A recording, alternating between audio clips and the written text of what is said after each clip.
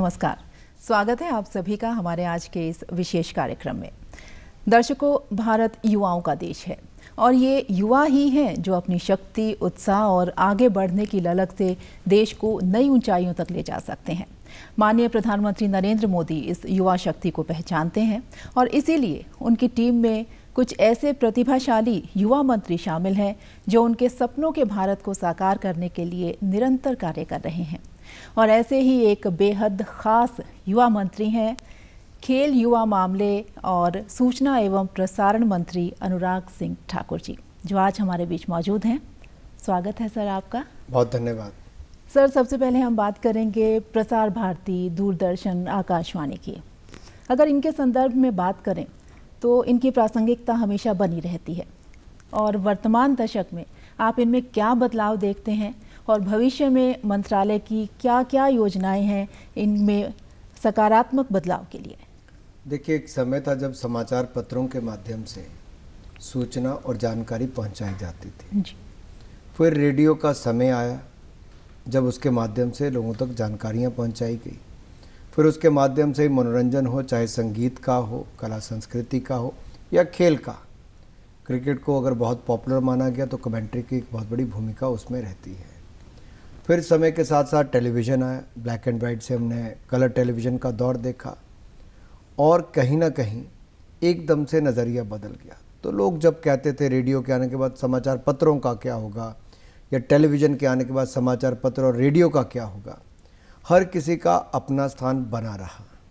तब बना रहा जब उनका कंटेंट जनता ने पसंद किया जी। उनके प्रोग्राम्स को लोगों ने सराहा और श्रोता उसको सुनते रहे, दर्शक उसको देखते रहे। एक समय था प्रसार भारती में ऑल इंडिया रेडियो और दूरदर्शन, यही दो स्वाभाविक तौर पर वर्षों तक देश देखता रहा।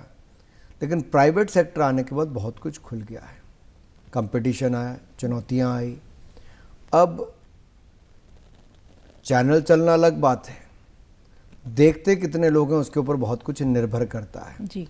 और देखते तब हैं जब आप ऐसे प्रोग्राम बनाओ कि लोग उसको देखना चाहें। तो समाज क्या देखना चाहता है, उसकी रेटिंग्स भी आती हैं, लोग क्या देखना पसंद कर रहे हैं। तो ये आवश्यक है कि रेलेवेंट बनने के लिए हमें वो तो दिखाना है, लेकिन पब्लिक ब्रॉडकास्टर के नाते हमारी कुछ बहुत सारी जिम्मेदारियां ऐसी हैं जो एक कमर्शियल टीवी चैनल के लिए शायद वो पहुंचाना आवश्यक ना हो। लेकिन मुझे लगता है हमारी वो जिम्मेदारी तब भी बनती है एक पब्लिक ब्रॉडकास्टर के नाते कि हम उन लोगों को भी टीवी, रेडियो के माध्यम से अवसर दें। जी बिल्कुल सर। एक और यहाँ रेलेवेंट क्वेश्चन है, आजकल टीवी देखने का माध्यम बदल चुका है। लोग ओटीटी प्लेटफॉर्म पर देखना ज़्यादा पसंद करते हैं बजाय टीवी पर धारावाहिक देखने के। तो हम कब उम्मीद कर सकते हैं कि हमारा दूरदर्शन भी ओटीटी प्लेटफॉर्म पर होगा? आपने ठीक कहा, क्योंकि टेलीविज़न के बाद अब नया प्लेटफॉर्म ओटीटी आ गया जी, लेकिन उसकी संख्या अभी बहुत कम है। इंटरनेट पे लोग बहुत कुछ देखते हैं, यूट्यूब चैनल से लेके बाकी सब देखते हैं। ओटीटी के भी 4-5 प्लेयर्स मेजर हैं, उनके पास भी कंटेंट उतना ज़्यादा अभी नहीं जितना होना चाहिए। लेकिन अर्बन पॉपुलेशन मैं कह सकता हूँ उस तरफ कुछ गई है जी। लेकिन बहुत बड़ी संख्या ऐसी है जो आज भी फ्री डिश के माध्यम से जो प्रसार भारती दिखाता है वो देखते हैं और देश भर के चैनल्स भी उस पर आना पसंद करते हैं, उनको ज़्यादा रेटिंग भी उस पर मिलती है। वो एक नए टेक्नोलॉजी है, नए अवसर हैं कि आप जब चाहें, जितना चाहें उतना देख सकते हैं ओटीटी प्लेटफॉर्म पर। टेलीविज़न पर तो प्रोग्राम चलता रहेगा, आप बैठेंगे तो देख लेंगे, चलते चलते देख नहीं पाएंगे जी।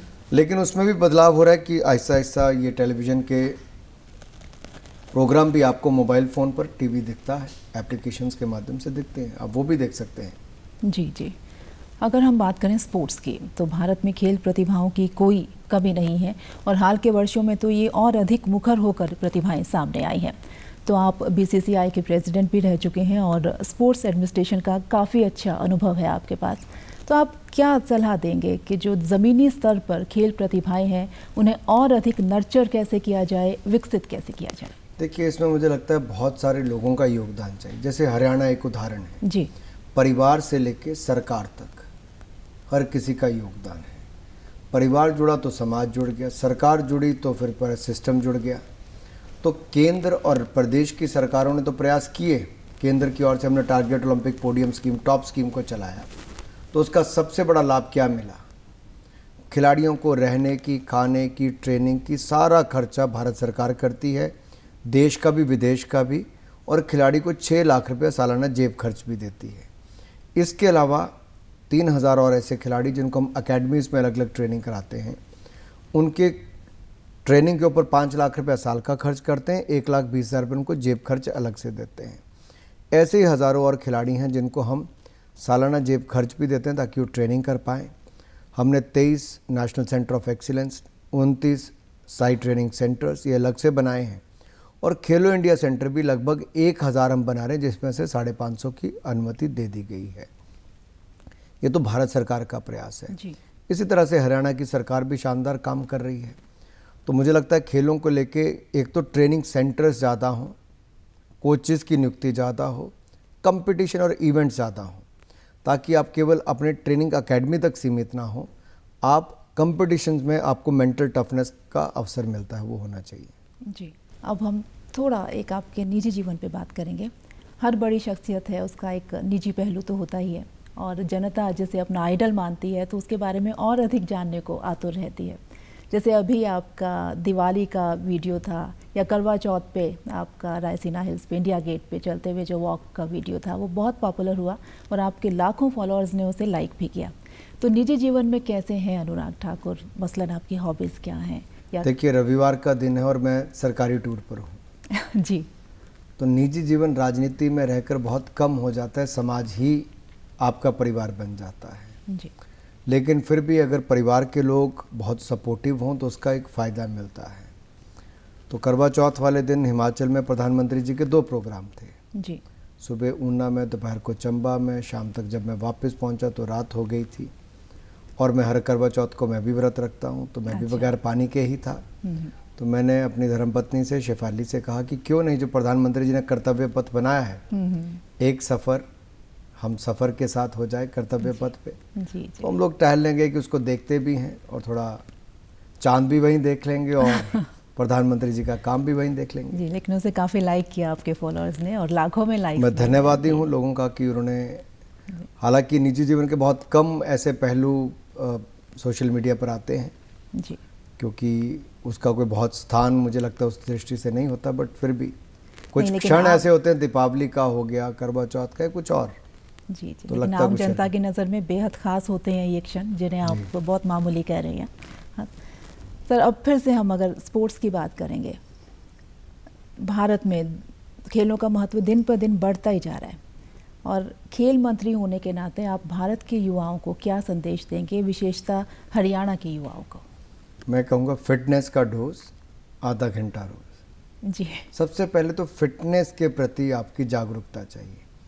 आप फिटनेस के लिए कोई ना कोई खेल तो अपनाएंगे, तो पहले तो आपका मानसिक और शारीरिक तौर पर स्वस्थ होंगे तो आपकी आउटपुट ज़्यादा, आउटकम भी ज़्यादा आएगी जो आप काम कर रहे हो। दूसरा, कोई भी खेल लेंगे तो हो सकता है आप कुछ हॉबी के लिए खेलें, तो उन्हीं में से कुछ प्रोफेशनल एथलीट बनेंगे। और जो प्रोफेशनल बनेंगे उनको एक ही बात सोचनी है, अगर हम हर क्षेत्र में आगे बढ़ सकते हैं तो खेलों के क्षेत्र में भी हमें कोई रोक नहीं पाएगा। जब प्रधानमंत्री मोदी जी स्वयं खिलाड़ियों से बड़े टूर्नामेंट में जाने से पहले बातचीत करते हैं, आने के बाद उनका मनोबल बढ़ाते हैं, दुनिया का कोई प्रधानमंत्री नहीं करता, लेकिन मोदी जी करते हैं। जी बिल्कुल। इसलिए युवाओं से कहूँगा, आयो, खेलें और दिल भर के खेलें और देश के लिए जीतें।